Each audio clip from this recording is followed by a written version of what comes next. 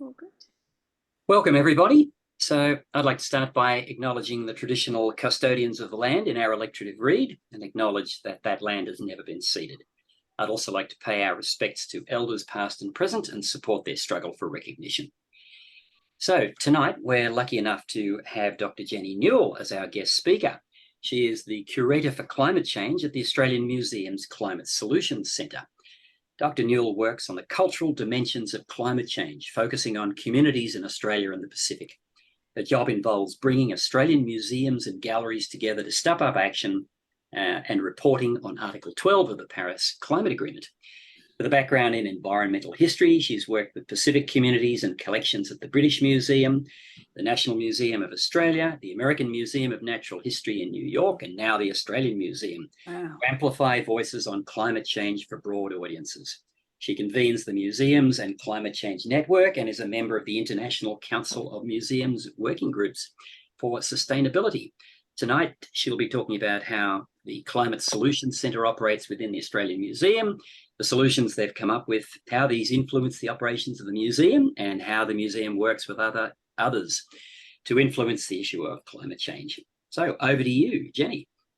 Well, thanks so much. And thanks for inviting me tonight. It's really, really great to be in touch with you all and to hear a bit more about what you're doing, which is just superb and obviously probably award-winning. I think it's just great to hear about that recognition that you're getting.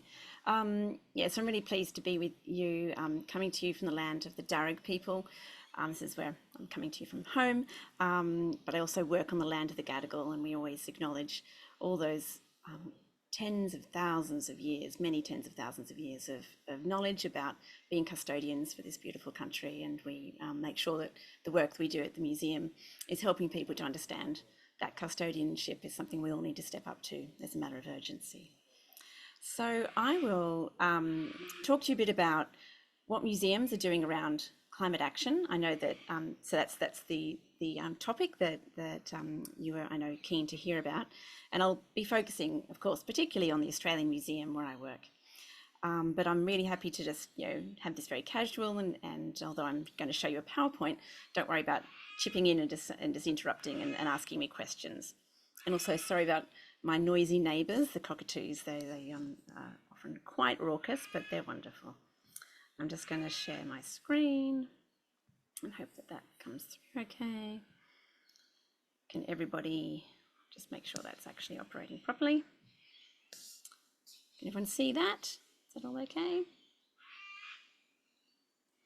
I think that's fine. Okay, good. So museums. Turn the volume up a little bit on your computer, Jenny. I'm having a little bit of trouble hearing you. Okay. I wonder if that's going to help. How's that? Is that any better? Much better. Yes, thank you. Great. Sorry about that. So in case you missed it, my key message at this point is this is casual, so make sure you ask questions when you have them. We can also chat at the end. I don't have a hard departure at 7, but I know you've got lots of other business that you need to be getting on with, so I'll rejoin my family a little bit after, but that's all good. So without further ado, museums and climate change. As I said, yes, we're on Gadigal country and we always acknowledge elders past, present and those coming forward, and the museum is on land that was never ceded. So the Australian Museum's mission is to ignite wonder, inspire debate and drive change. People often ask me, so climate change at the Australian Museum, what's going on with that? That's a bit unexpected, but actually it's in our mission and our vision to actually transform the conversation around climate change, the environment and wildlife conservation. This actually makes a lot of sense. Our collections are capturing change over time to our environment and to cultures in Australia. And so we're really, and because we care for those collections, we also care, as an extension to that, we care for people and nature. And of course, the greatest challenge we're facing is climate change. So of course we need to step up to that. And as a trusted source of information, it's really important for museums to step up to responsibilities to help people, just the general public, to understand enough about the climate crisis and the biodiversity crisis in order for them to be able to respond effectively. I know all of you are very much across what's happening with the climate crisis, but there's a lot of people out there who aren't really listening and haven't actually picked up a lot of that really important information about the urgency around us all taking action and making sure that we're staying safe. So we have a sustainability and climate action plan at the Australian Museum, and that helps us to make sure we're being more sustainable in our operations, as well as making sure that we're doing good things on programming. So as you heard, I'm the Curator for Climate Change, and I run the Climate Solutions Centre. So we really focus in on hearing stories, gathering stories from many diverse backgrounds from across Australia and the Pacific, and sort of coalescing those and telling those stories in really captivating ways in order for people to really understand all the solutions that are out there, all the ways we can work together to create positive futures, really have that visioning about the future we can create together. So the Climate Solutions Centre, of course, operates through museum modes. So we are reaching out to people through exhibitions, through touring exhibitions, as well as things on site. We have a permanent exhibition up on the second floor. That's that one down in the bottom left-hand corner. It's called Changing Climate, and it's about Australia, the impacts of climate change in Australia.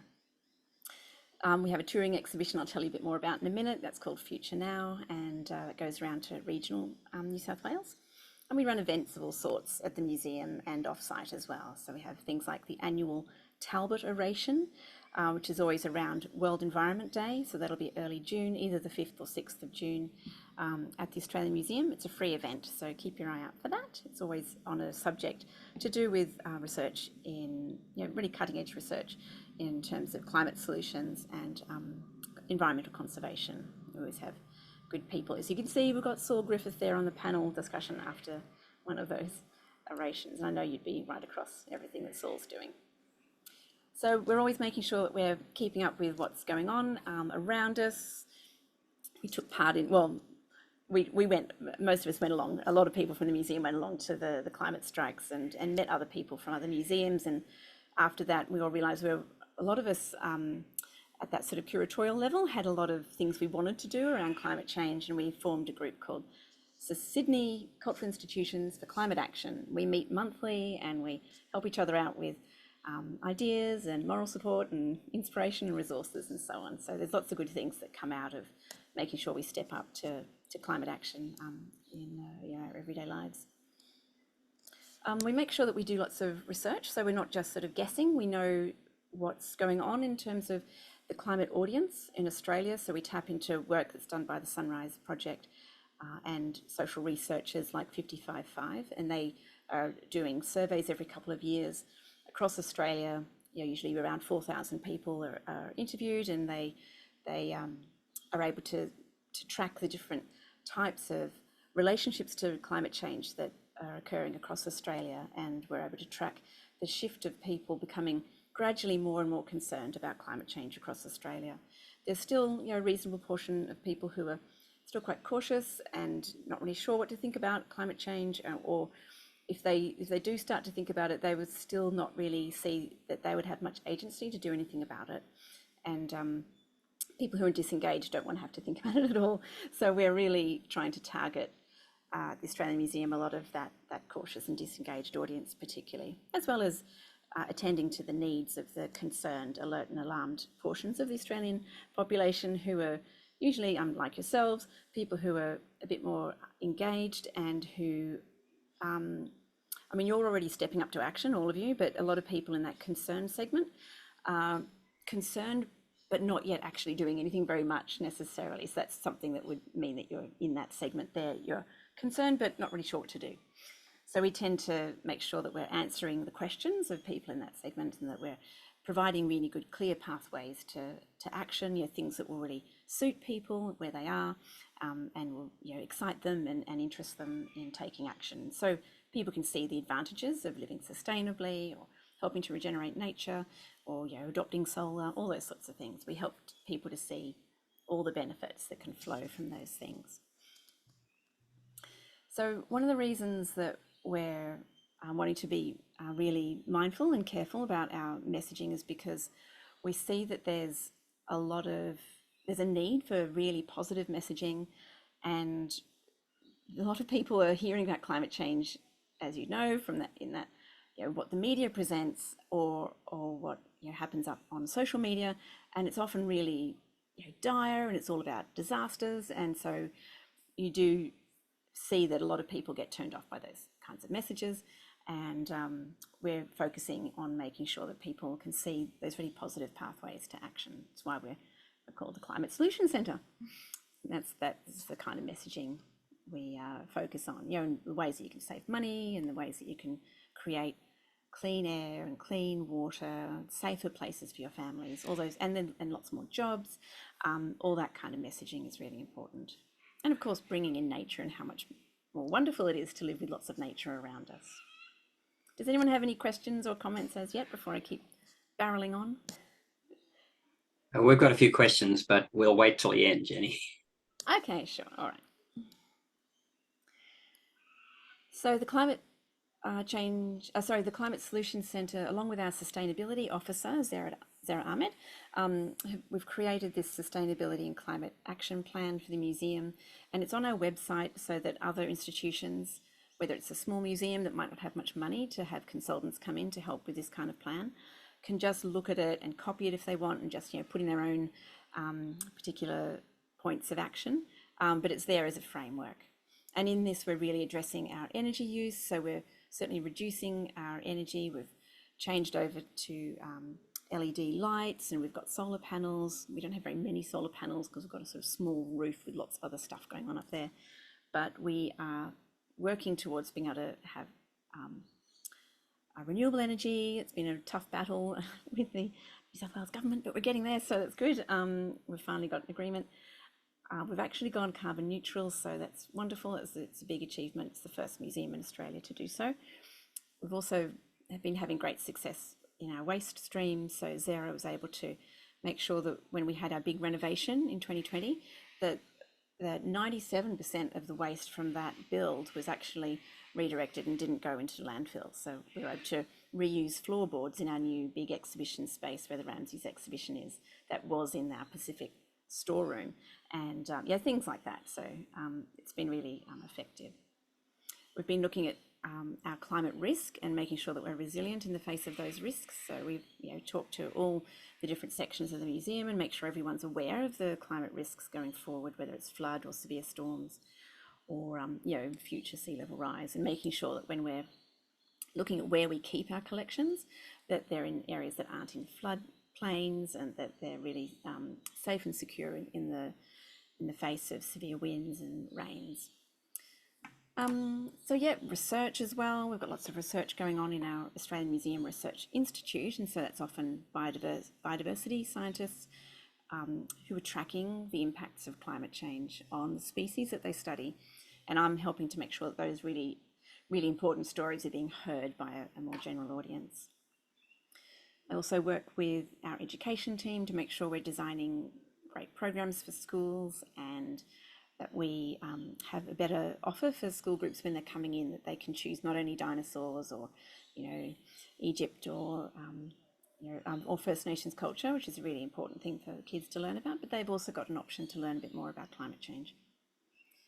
And then there's the engagement. So that's the big thing that I focus on, of course, and we're making sure that our staff have the information and resources that they need, as well as the general public.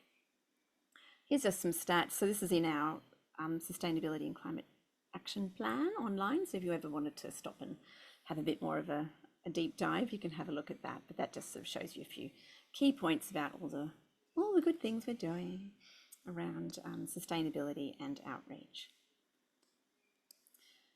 That just gives you another sort of sense of this is the kind of detail that it goes into. It's not just a broad, yeah, we're going to try and do better. It's actually really specific, and it really drills down into specific actions for different managers and deadlines and all that sort of thing. So it is really very thorough.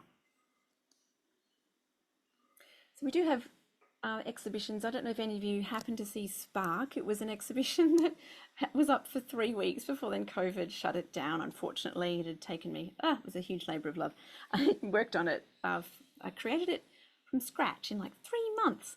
So that was, you know, negotiating and talking to lots of people who work on different types of climate solutions around Australia, and then having objects sent in. That's Australia's first electric motorbike made by Savic Motorbikes in Melbourne. We had a hydrogen generator for the home. We had things like supporting biodiversity, cultural burning, seaweed farming, regenerative agriculture, algae. We had an algae bioreactor in there, all sorts of great things. So it's a great exhibition. It was just a nice little small one, but it's now, it was captured virtually, so you can actually look around it online if you want to. There's the details there online, on screen, where you can see how to find that exhibition and look around it as a virtual thing. Another exhibition is called Future Now, and so this is a touring exhibition. It's currently in Wangaratta. It's been to Albury, Wagga, Orange, and then lots of shopping centres. So it went to 4 different shopping centres, Stockland ones, Newcastle, Wagga, Western Sydney, and near the Gold Coast. It's going to continue on for years, just going around. And what it is an exhibition about how we have everything we need now to create the future we want. And also that we are creating the future now is an important point to make, that the decisions we make now are creating a future that, is either more or less safe and clean and healthy and flourishing. So what it is 3 dioramas. Everyone loves dioramas. This is a really wonderful way that we can capture people's interest, no matter how you're relating to climate change. If you're a denier, if you're someone who's really passionate about it, we can capture your interest as you walk past a display like this. So we didn't use climate change in the title at all. We're just talking about the future and ideas for the future. So it's very open, and we don't want to turn anyone off. There is information though. As soon as you start to look down at the text at that level, then you can see there's information there about climate change and how doing these things, bringing in renewable energy or growing your own food, reduces emissions and helps to reduce the impacts of climate change. So that's repeated throughout the text in different places. So we have a sustainable city with lots of greenery, of course, lots of electric vehicles. There's a solar road. There's an electric, there's an eVTOL, so it's an electric vertical takeoff and landing machine. You can't really see it very well in this picture actually, but anyway, it's top left-hand corner. Those are about to become commercial, those ones. They're just been finishing up their testing within Australia, but they'll be a bit like electric flying Ubers in our cities and between regional centres before too long. And the flying doctors are going to be using them as well. We've also got algae bioreactors in this model and all sorts of other things, all good fun. And so you can see the people just love looking at the detail, and people would often say things like, oh, I wish I was small so I could live in a place like this. And I was really heartened by, actually, a young man looked at this. He was a teenager, and out in Western Sydney, he said, I want my town to be like this. I'm going to fight for my town to be like this, which was I just was so happy to hear that, because it's exactly what we were hoping for, that we'd really inspire people to be able to live in these more sustainable and really rewarding ways. So one of the dioramas is called Caring for Our Country, and we created it in collaboration with regenerative farmers and First Nations advisors and people who work on seaweed farms. And so we've got, it goes from a farm through some bush right down to the ocean. And so there's all sorts of great things included in this model. We've got another one which is called Clever Homes, and it's an eco house and garden. So there's lots of great sustainability features in here, and we've got lots of native species. It's full of animals in the garden. You probably can't see actually, but the trees on the left up high, they've got bats in them, like tiny little 3D printed bats. All these models were made for us by Modelcraft in St. Peter's. They normally do architectural models, so they had lots of fun with this, and it's much more playful. But they also did the models for Hyde Park Barracks. They're really highly skilled model makers and lovely people to work for. If you're ever needing a model, I can recommend going to them. Yeah, so you can see all sorts of things in this model. Like we did a cutaway of the house. Oh, sorry, oops. What's happened there? There we are. There's a cat inside, so it's making that point that the cats need to stay inside. And we included a catio out the back, so people can see there's another way of looking after a cat rather than letting it go outside. Sorry, I missed a slide there. So we have a website with lots of information there. This is just our landing page, But if you ever want to go and explore, there's lots there, lots of information about climate change and impacts, and there's stories from different people, and there's videos. We get a lot of traffic, normally about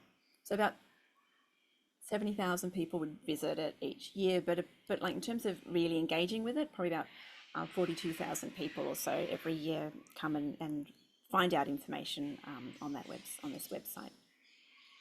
We also have some interactives like this one, Mount Resilience. I can recommend coming and playing with it. It helps you to figure out good ways of keeping your community safe from fire, floods and severe storms.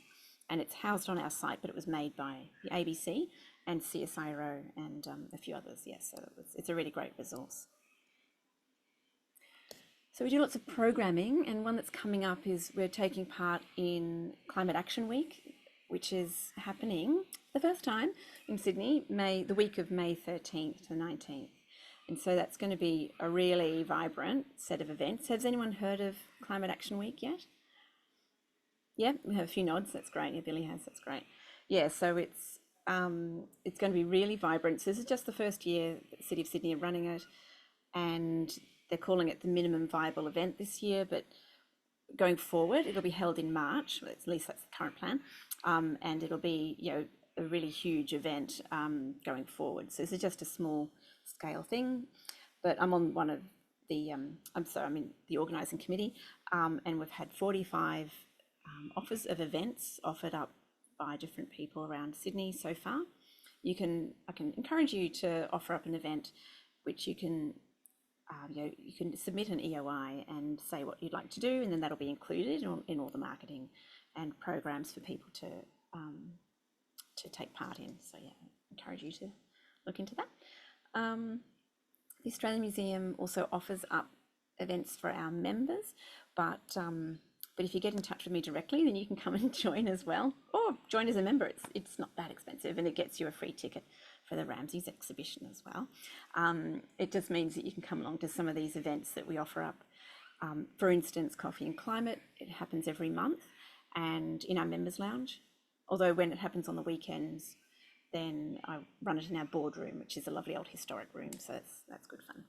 I sometimes take it off site, and we did one in Parramatta, but yeah, mostly I'm just running it in our members lounge, and it's a safe space to talk about climate change.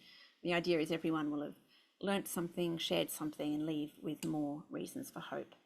It's probably kind of the sort of stuff that you do in your meetings yourselves, but this is just a chance to meet other people beyond your usual circles, and so it's really been really valuable. We normally have a new person turn up every month, but then also regulars who come along every time. It's really a really lovely program, and it helps me to understand the sort of questions that people have, so it's been really helpful.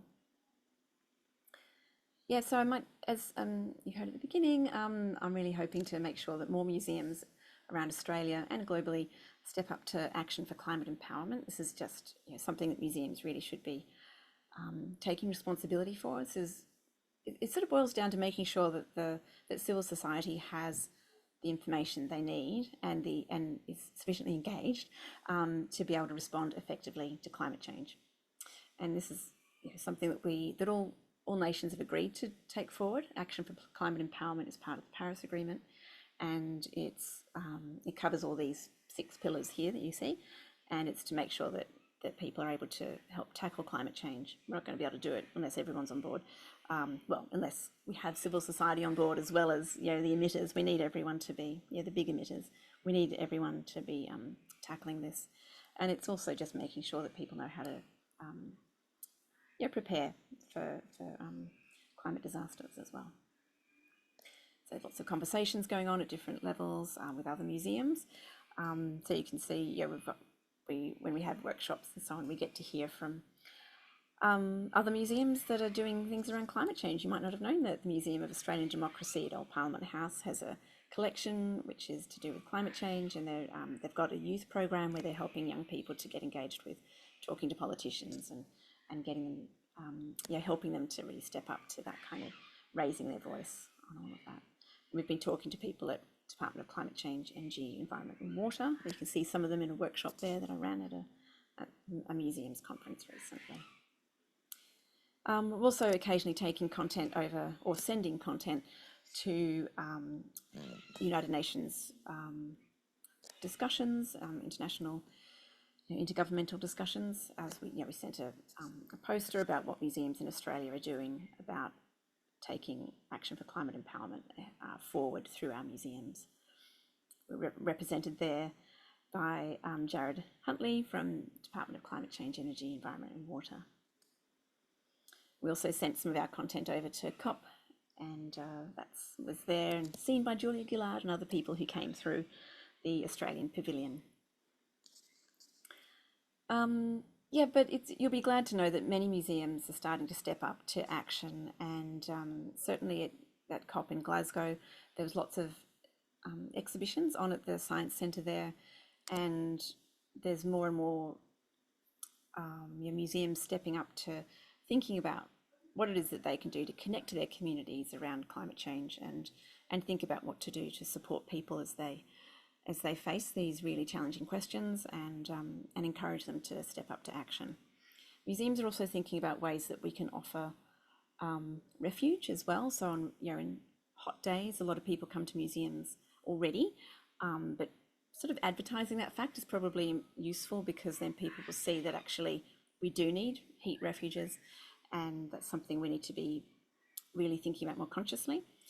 So, museums are great for that because we're free, air conditioned, and we can offer that kind of entertaining, interesting learning space that families can come to, the kids can really be entertained, but being kept safe in those hot days. And that's something that museums are starting to think about in terms of their planning going forward, because if you've got a lot of people in your building on a hot day, then your air conditioning has to work even harder. So we're needing to think about, what we do to make sure we've got backup power and so on, and how we do that in a renewable way. You might be happy to know that the current Biennale installation at the White Bay Power Station is being powered by a hydrogen generator, a really massive hydrogen generator, because it was a power station for a long time, but then when it stopped being a power station, it wasn't connected to the grid, and so it had no power. And so now that it's been opened up as an arts and culture space, they had to bring power in, and so that's how they're doing it, through a hydrogen generator. And I think that's it from me for now, so I will just stop sharing and come back to you all. Oh, and it's gone all sort of hazy. I might just turn my light on, so I think it's got a bit dark. Hold on. There we go.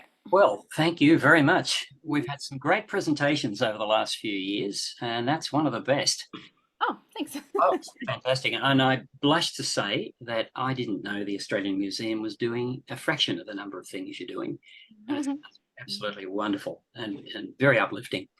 Have we got time for a few questions? Yes, you do. Yes, absolutely. I don't want to eat into your meeting time, but yeah, I'm happy to take questions. Okay. Rick, could you put this on, return it to the other screen so I can see everybody, so we can see whose hands are raised? Okay. So do we have any questions?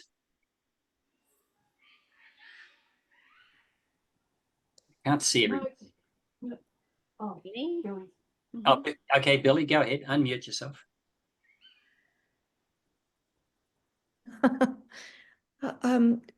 Jenny, that was just overwhelming. Absolutely. And thank you very, very much. I'll be personally dragging my grandchildren to the museum as fast as I can after listening to you. I just wanted to know a little bit more about how you work with other institutions and which other institutions. I guess the Biennale is one example, and that's fantastic. But could you tell us a little bit more about your interaction, your relationships, and any activities that you do with them? I understand, as you said, that it's a great support for you, but how do you work together on activities? Thanks. It's a really good question. Thank you. So I guess at the Climate Solutions Centre, we have lots of collaborations. We work really collaboratively. It's how we're able to do quite a lot of work. It's because we work with other departments across our own museum, but we work with a lot of other institutions. So we work with other museums and galleries, but we work also with universities and other research bodies. But in terms of museums, so in the Sydney Cultural Institutions for Climate Action group, SECA, we have the Powerhouse and Maritime Museum, Art Gallery of New South Wales, Opera House, the Design Museum, out in Western Sydney, what's their name? Oh, sudden mental blank. Blacktown Arts Centre. Casula nominally, although they haven't actually come to any meetings. So yeah, actually not Casula. And who else? Have you got the Botanic Gardens? Oh yes, we did have, but then so the person who was the sustainability officer was part of the group, but then she left. So unfortunately, we don't have anyone new, and we don't have anyone from the library at the moment. We did have someone from the Biennale, but they've actually stepped away. I'm too busy. Fair enough, but and no one from Hyde Park Barracks at the moment either. So yeah, we have people step in and out as they leave jobs and so on. But there's a core of us who stay within the group, and who the sorts of things we do together tend to be things like we'll do a webinar. So we did one once that was hosted by the Opera House, and so we broadcast that out to mostly it was of interest to people in the sector, so people who work in museums. Oh, and the zoo of course. People from the zoo as well are in the group. And we also, we help each other to upscale our knowledge and our courage, I guess, is the key thing we do. So we'll hear from the zoo that they've gone on to renewable energy, and they were able to do it by taking this particular path, and so then we can all try and take that same path too. Or we hear about when the Powerhouse had their amazing 100 Climate Conversations program, a lot of us would turn up at that every week, or as often as possible, and would be there in the audience and learning from all those great people advancing climate solutions around Australia, but and supporting that program as well. One of the things we've done together more recently that was for a more general audience was at South by Southwest Sydney. We ran a meetup, and that was just for anyone. It was targeted to people who work in climate communications. It was for anyone, but those people we figured would be the most interested. And so that was a session as part of South by Southwest, and I catered it, so we had things to drink and eat, and we had a few little exercises and little questions on each table, and we had lots of people come in and meet each other, and just to create some more connections, just to create those networks that are so useful for people. And I met lots of great people doing really good work in the climate communication space, so that was really great. We're continuing to do things together. How else? Yeah, and so I guess with more far-flung institutions like Queensland, they have a curator there who's been collecting objects of climate activism, and so she's been collecting around the Adani strikes and the anti-Adani strikes, and people at the National Museum of Australia. We have lots of programs together as well, like conference papers, and what else? We'll sometimes work on books or chapters together, lots of other things. Okay. Look, I've got two questions. The first one is, do you get much pushback from climate deniers? Only occasionally. We get sometimes like on our web pages, like on Facebook and Insta and that sort of thing. We tend to, we just got a blanket thing we send back to saying, oh, well, we're just presenting the science, just leave it at that. Occasionally, someone will write to me directly and they'll say, I was shocked to see that you've got an exhibition at the Australian Museum which seems to suggest that climate change is human-induced. What's going on with that? And that's sort of, yes, we do, because that's the science, because that's just what's happening here. So, But and sometimes I'll have people saying whoever whoever curated this should lose their job and that sort of thing. But it's nothing very. It's not. They're not as loud as they are in other forums. I think we tend to fly under the radar a bit. So yeah, that's something. Yeah, one of the reasons we're doing this expo is because it's so much easier to bring people to this issue through saving money. And then we're using the slogan "Save energy, save money, save the planet." Nice. Yeah, That's really good. yeah. Yeah, And that's really what we're trying to do. And then you don't get as much pushback from climate deniers. And that brings me to my next question, which is related to the expo. I don't suppose we could get our hands on those wonderful models that you've got to display at our expo, could we? Oh, let me think. I mean, not the big ones. We do have some smaller ones. I'm just trying to think of some of them. We've got a really little one which I just made because I went to Parliament and I was able to just take it to the minister who I was meeting. But it's like a little bit of an eco house, and you can see there's a little cord that sort of it goes off the edge of the model, but there's an electric car charging port on the side of the house. But that's just a little thing. We've got some other. I'm just trying to think. I don't think we've got any EVs featured in our smaller models.